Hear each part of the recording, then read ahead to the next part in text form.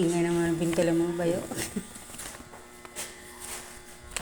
Bakit mo dito nilipad? Ha? Lagi nilipad.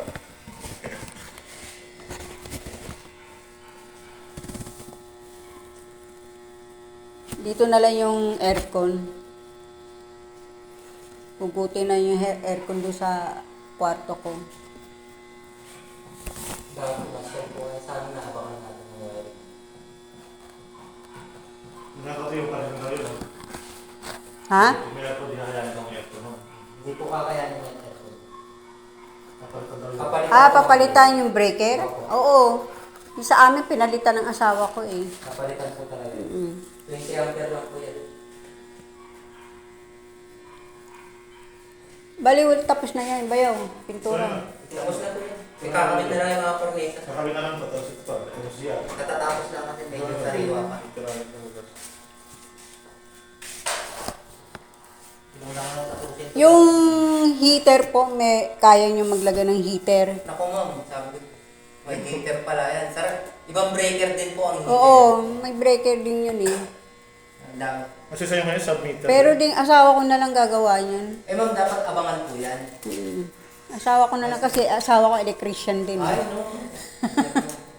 Siguro pag-uwi lang ni sir siguro.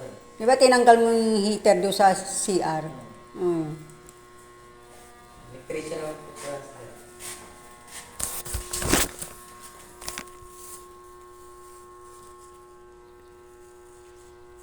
1,000 hollow block. Number 5, 4. 4. 5 patas, di ba? 5 patas yun. 5 na. 5 na. Oo, sa 5 na po kayo. Para ay 5 na. Nabili ko yung pinagawa sa ulo. Ito po ang aming totoong bahay na pinapaayos ko pa bago ko tirahan. Yung nakikita ninyong background ko sa pag nagtitiktok ako, bahay po ng kapatid ko. Dahil nga po, ito yung sasakyan namin. Dahil po, hindi ko kaya ang puyat sa Las Piñas. Kaya, sinalo ko ng kapatid ko dito sa Gentry. Yan ang bahay ko talaga. Nagpapalagay na ako ng kisame.